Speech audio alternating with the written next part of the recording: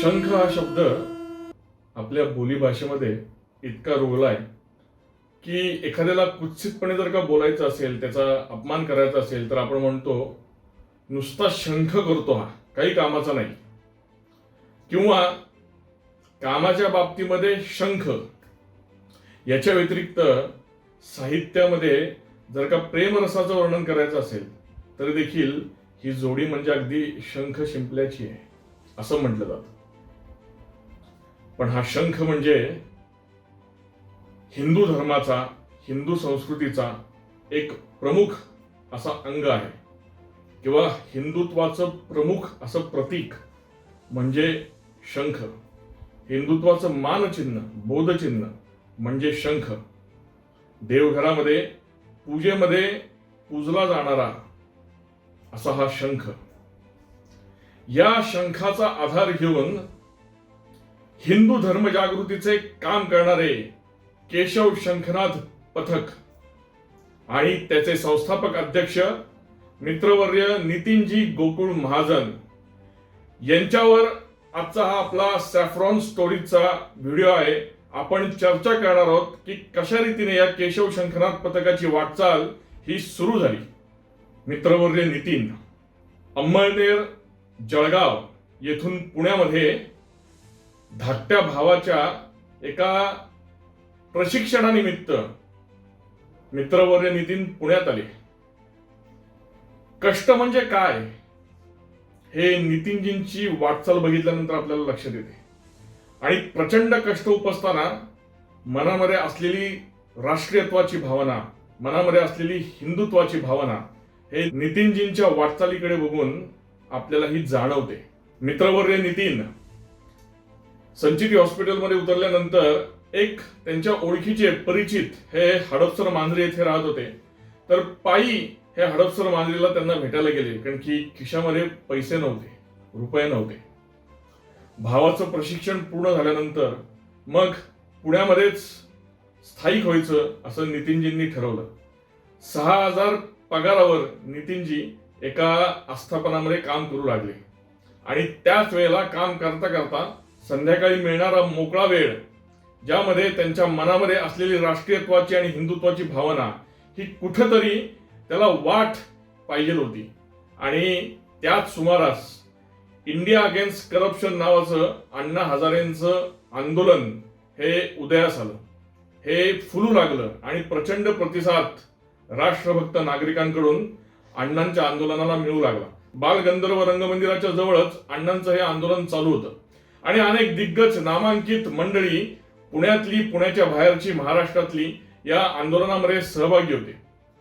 राष्ट्रभक्तीच्या ओढीने मित्रवर्य नितीन या आंदोलनामध्ये सहभागी झाले आणि अण्णांच्या आंदोलनातून प्रेरणा घेऊन जंगली महाराज रस्त्यावर सामाजिक कार्य करावं असं नितीनजींनी मनोमन ठरवलं. नितीनजी आणि त्यांचे सहकारी मग दर रविवारी जंगली महाराज रस्त्याचं जे विद्रुपीकरण काही लोक करत असतात त्यांना समज द्यायचे.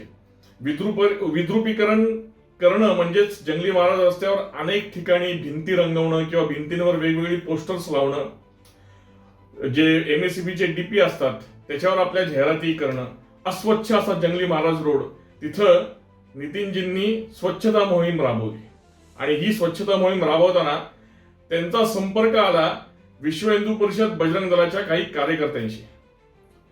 रणजितजी हगवणे, प्रकाश काळोखे, श्रीभाऊ बोडके या बजरंग दलाच्या कार्यकर्त्यांशी नितीनजींचा संपर्क आला. आणि मग नितीनजींच्या मनातल्या हिंदुत्वाला खऱ्या अर्थाने वाट प्राप्त झाली किंवा खऱ्या अर्थाने वाट मिळाली, वाट सापडली.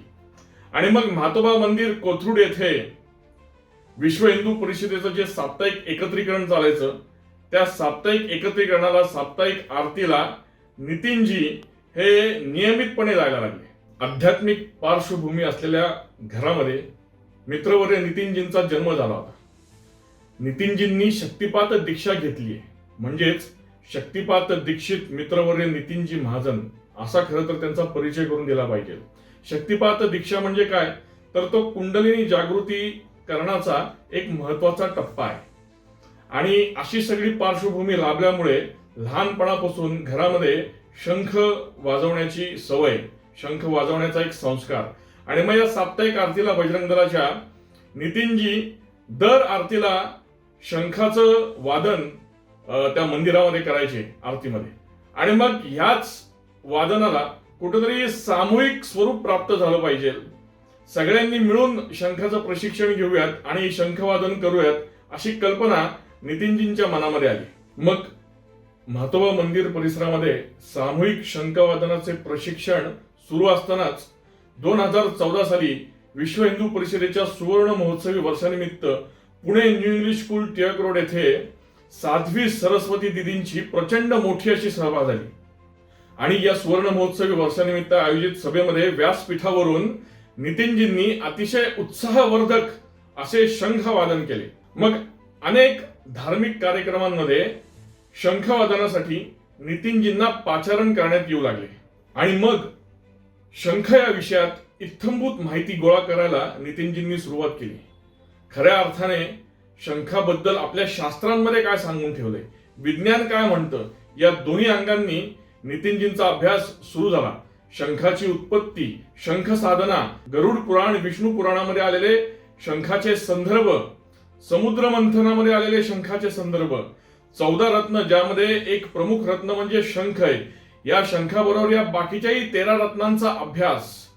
आणि अशा रीतीने सगळी ग्रंथ संपदा वाचून अभ्यास पूर्ण करून मग साधारण 3-3.5 वर्षांनी नितीनजींनी असं ठरवलं की आता आपण मोठ्या स्वरूपामध्ये या शंख आणि शंखवादनाला एक मूर्त स्वरूप द्यायचं.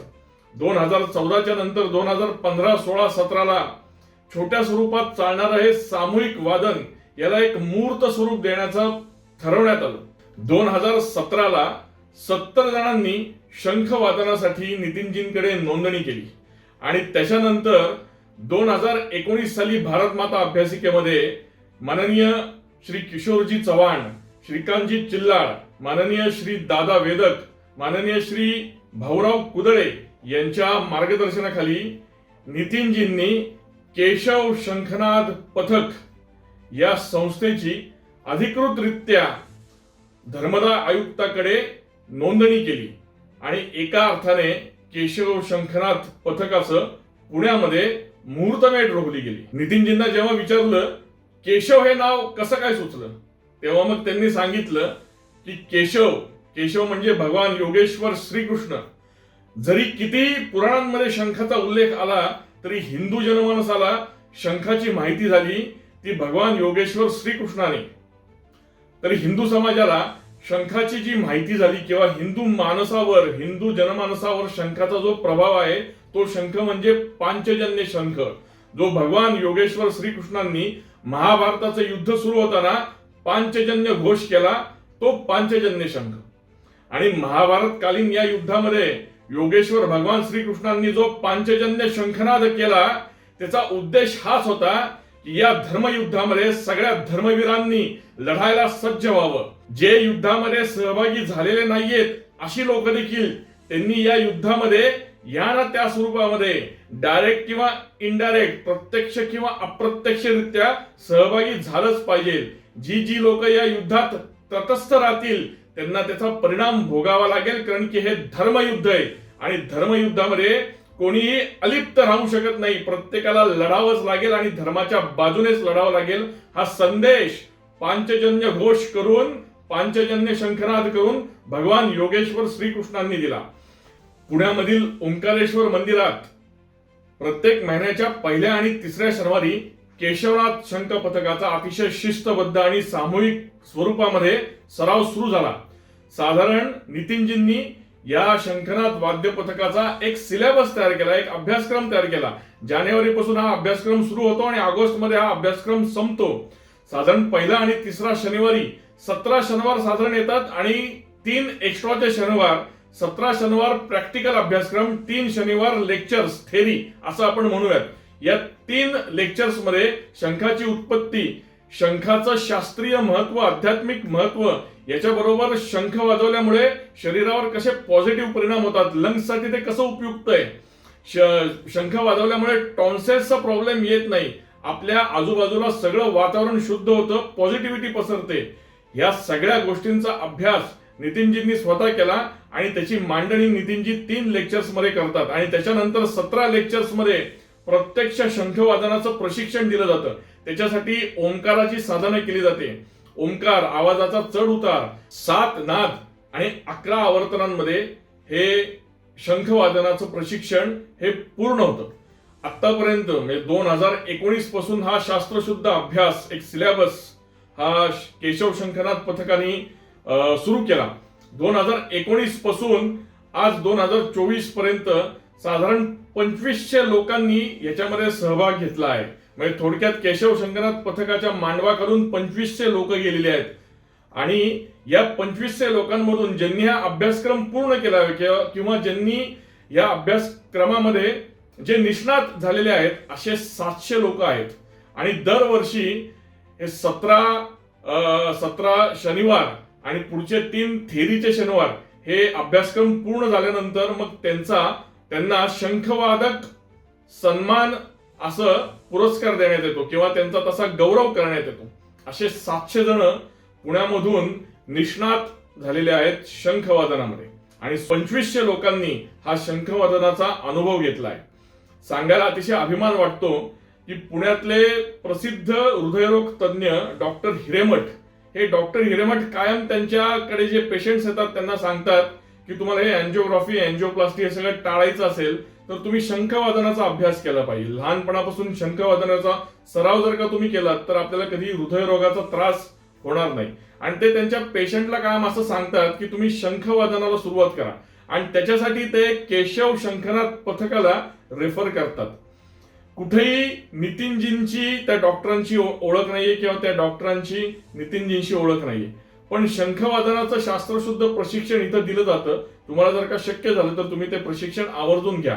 असे सांगणारे अनेक शंखवादक हे नितीनजींना अप्रोच झाले किंवा आम्हाला शंखवादन करायचंय असे सांगणारे शेकडो लोक ही नितीनजींना अप्रोच झाली, केशव शंखनाथ पथकाला अप्रोच झाली की आम्हाला असा असा त्रास आहे तर आम्हाला शंखवादनाचं शास्त्रशुद्ध प्रशिक्षण घ्यायचंय. केशव शंखनाथ पथकाचे पहिल्यांदी मिरवणुकीमध्ये वादन कुठं झालं असेल तर ते पुण्यातल्या श्री हत्ती गणपती मित्रमंडळाच्या मिरवणुकीमध्ये.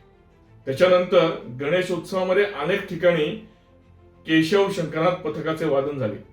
पुण्याचे मानाचे पहिले 5 गणपती, त्याचप्रमाणे नवरात्र उत्सव, गुढीपाडवा, शिवजन्मोत्सव सोहळा म्हणजेच शिवजयंती, महात्मा स्वामी बसवेश्वर स्वामी महाराजांचा जयंतीचा कार्यक्रम, अहिल्यामाई होळकरांच्या जयंतीचा कार्यक्रम, वाल्मिकी समाजाचा कार्यक्रम, इथपासून ते अगदी शंकराचार्यांचं आगमन झाल्यानंतर देखील केशव शंखनाथ पथकाचे वादन हे अनेक ठिकाणी झाले.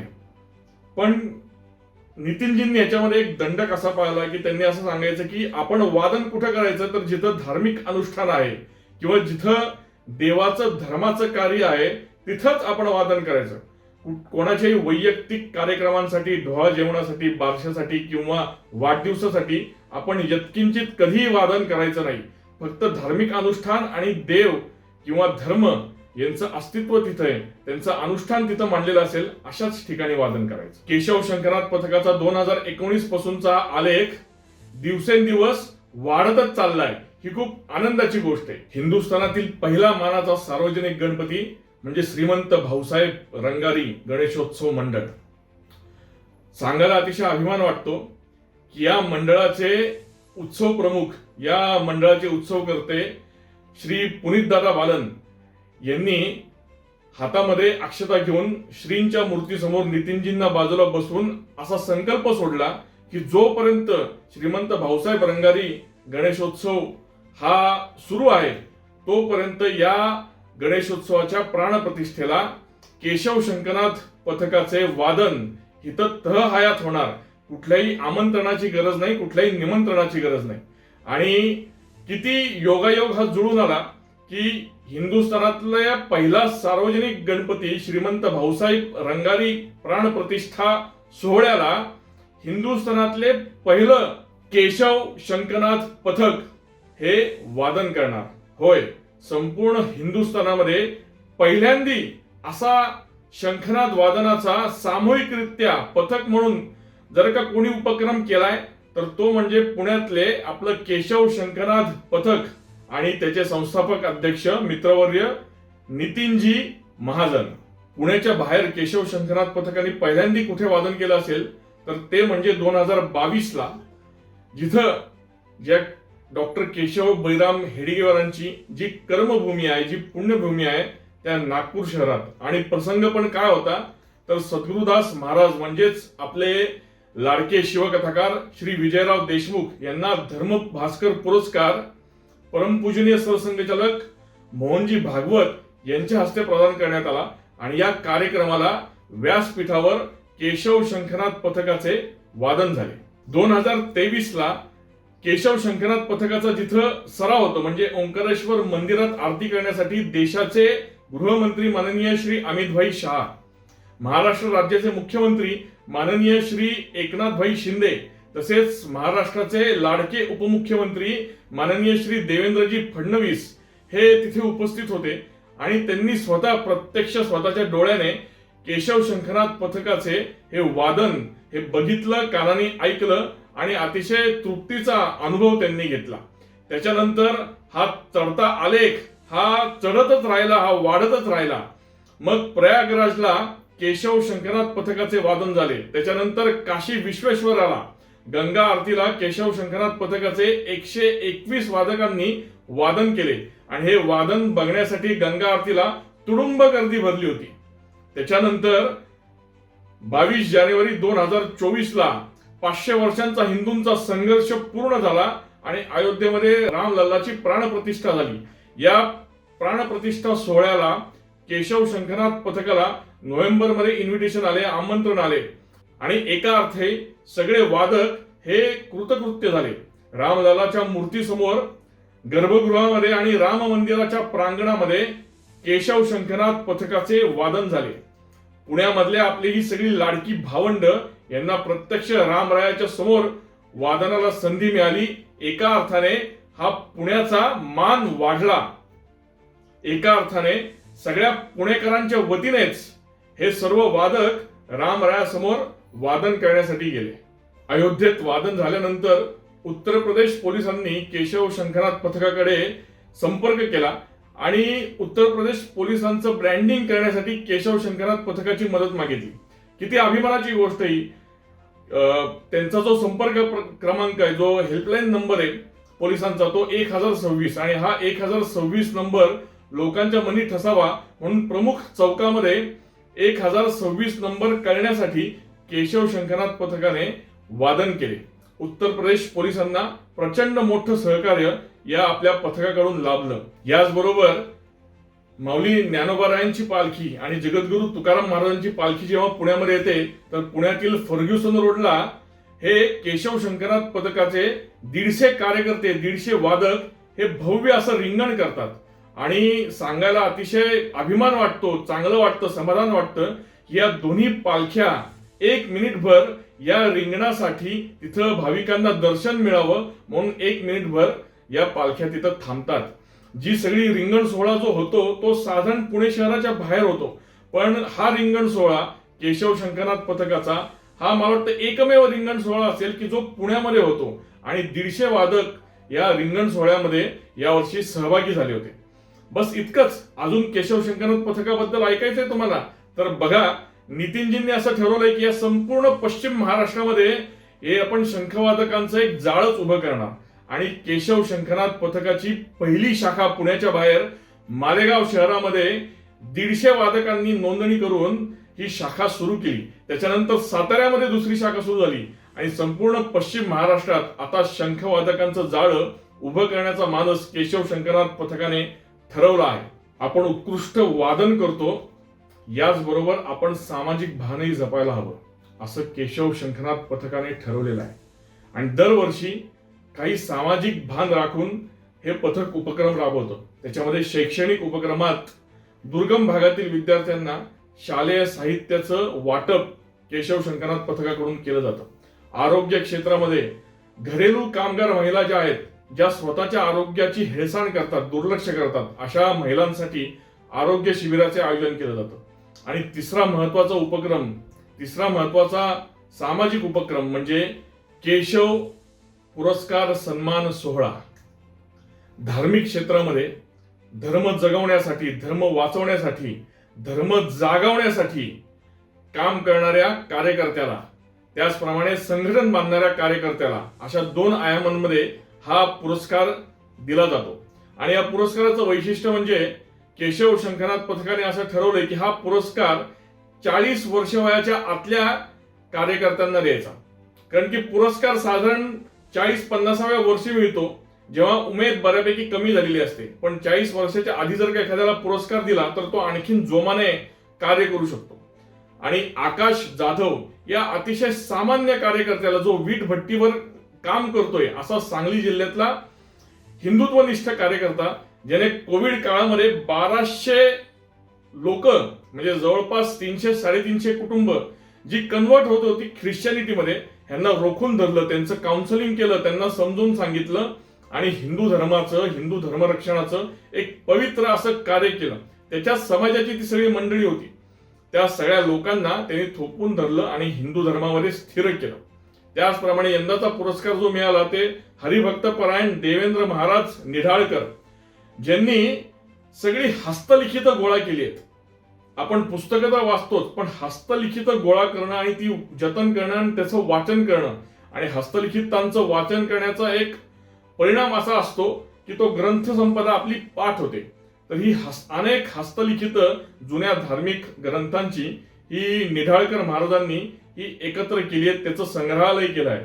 याच्याबरोबर आपल्या घरांमध्ये असलेले जुने देवदेवतांचे फोटो जे आपण नदीमध्ये विसर्जित करतो, तेव्हा निढाळकर महाराज असं आवाहन करतात की ते विसर्जित करू नका, ते माझ्याकडे आणून द्या, ते मी जतन करून ठेवीन आणि तुम्हाला परत जर का ते लागणार असतील, पाहिजे असतील तर ते तुम्हाला तुमच्या परत दिले पण जातील. अशा रीतीने असं मोठं काम निढाळकर महाराज करतायत. जे गाथेमधला वेगवेगळे जे शब्द आलेत, ते शब्द किती वेळा कुठल्या पानावर आलेत, असा एक वेगळा शब्दकोश तुकाराम महाराजांच्या गाथेवर निढाळकर महाराज तयार करतात. तर या निढाळकर महाराजांना यंदाचा केशव पुरस्कार सन्मान हा जाहीर करण्यात आला. सरते शेवटी जाता जाता परमेश्वराचरणी ही प्रार्थना करतो की 15 ऑगस्ट आणि 26 जानेवारीला दिल्लीमध्ये विजय पथावर जेव्हा महाराष्ट्राचा रथ, हा महाराष्ट्राच्या रथाचं सादरीकरण केलं जातं, या रथावर वेगवेगळे देखावे सादर केले जातात, त्या रथाच्या समोर केशव शंखनाथ पथकाचे वादन व्हावे ही मनोमन प्रार्थना. आणि याच्या बरोबर केशव शंखनाथ पथकाचे जे संकल्प आहेत ते संकल्प एकदा सांगतो. काय उत्कृष्ट आणि उदात्त संकल्प आहेत. खरं तर आपल्या हिंदू समाजाचे, हिंदू धर्माचेच संकल्प आहेत. अयोध्येच्या राम मंदिर प्राणप्रतिष्ठा सोहळ्यामध्ये केशव शंखनाथ पथकाचे वादन झाले. त्यावेळेसच या सगळ्या वादकांनी असा संकल्प घेतला की लवकरात लवकर काशी विश्वेश्वर मुक्त व्हावा आणि काशी विश्वेश्वर मुक्त झाल्यानंतर विश्वेश्वरासमोर 501 वादकांनी, केशव शंखनाथ पथकाच्या 501 वादकांनी काशी विश्वेश्वरासमोर वादन करावं. त्याच्यानंतरचा संकल्प हा पण किती जबरदस्त आहे. पुढचा संकल्प आहे तो मथुरेमधलं श्रीकृष्ण जन्मभूमीचं मंदिर हे लवकरात लवकर मुक्त व्हावं. आणि ज्या योगेश्वर भगवान श्रीकृष्णांनी पांचजन्य घोष करून तेव्हा धर्मयुद्धाचं आवाहन केलं होतं आणि धर्मयुद्धामध्ये सगळ्यांना सहभागी करून घेतलं होतं आणि पुन्हा एकदा धर्माची स्थापना केली होती, त्या मथुरेमधील योगेश्वर भगवान श्रीकृष्णाच्या मूर्तीसमोर 1000 वादकांनी, केशव शंखनाथ पथकाच्या 1000 वादकांनी तिथे वादन करावं. आणि हे सगळे संकल्प केशव शंखनाथ पथकाचे पूर्ण होत ही मी ईश्वराचरणी प्रार्थना करतो. केशव शंखनाथ पथकाचे संस्थापक अध्यक्ष मित्रवर्य नितीनजी हे जसं सामाजिक क्षेत्रामध्ये यांची घोडदौड अखंड चालू आहे, धार्मिक कार्यकर्त्यांना यांची घोडदौड अखंड चालू आहे, त्याचप्रमाणे वैयक्तिक जीवनात, वैयक्तिक करिअरमध्ये देखील ते अतिशय उज्ज्वल असं यश संपादन करतायत. 6000वर काम करणारा हा तरुण आत्ताच्या घडीला 5 आकड्यांमध्ये पगार घेतोय. काय जबरदस्त सामाजिक कार्य करताना वैयक्तिक जीवन देखील जगावं हे आपण नितीनजींकडून शिकावं. वैयक्तिक करिअर कसं असलं पाहिजे, वैयक्तिक कारकीर्द देखील कशी जोपासली पाहिजे हे नितीनजींकडून शिकावं. हे सामाजिक क्षेत्रामध्ये केशव शंखनाथ पथक वेगवेगळ्या पायऱ्या पुढे जात असताना, वेगवेगळे वेगवेगळे मानाचे तुरे या केशव शंकरनाथ पथकाच्या शिरपेचामध्ये रोवले जात असताना नितीनजींना यंदाचा best leader of the year असा कंपनीतर्फे पुरस्कार प्रदान करण्यात आला आणि कंपनीचे जे 4 पिलर्स आहेत त्यांची जी तशी त्या कंपनीत मांडणी आहे त्याच्यामध्ये पिलर ऑफ द इयर हा देखील दुसरा अवॉर्ड नितीनजींना देण्यात आला. तर हिंदुत्वनिष्ठ कार्यकर्त्यांनी सामाजिक भान जपताना सामाजिक कार्य करताना वैयक्तिक जीवनात देखील अशीच घोडदौड चालू ठेवावी असं मला वाटतं. सॅफ्रॉन स्टोरीजचा हा एपिसोड हा व्हिडिओ आपल्याला कसा वाटला हे आवर्जून कमेंट करून आपण नक्की सांगावं. हा व्हिडिओ आपल्याला आवडला तर लाईक करा, शेअर करा, अधिकाधिक हा व्हिडिओ फॉरवर्ड करा, शेअर करा आणि अजून पण सॅफ्रॉन स्टोरीज ज्या निलेश भिसे या युट्यूब चॅनलवरून आपण प्रस्तुत करतो त्या चॅनलला जर का तुम्ही सबस्क्राईब केलं नसेल तर आवर्जून सबस्क्राईब करा. आणखीन एखादा प्रकल्प एखादा उपक्रम सॅफ्रॉन स्टोरीज मध्ये समाविष्ट करावा असं तुम्हाला वाटत असेल, यावर व्हिडिओ बनवावा असं तुम्हाला वाटत असेल तर कमेंट करून आवर्जून आम्हाला तसं सुचवा. मी नक्की याच्यावर विचार करीन. धन्यवाद. जय शिवराय, जय श्रीराम. मी निलेश रमेश भिसे. रग रग शंभू मेरा परिचय, रग रग शंभू मेरा परिचय.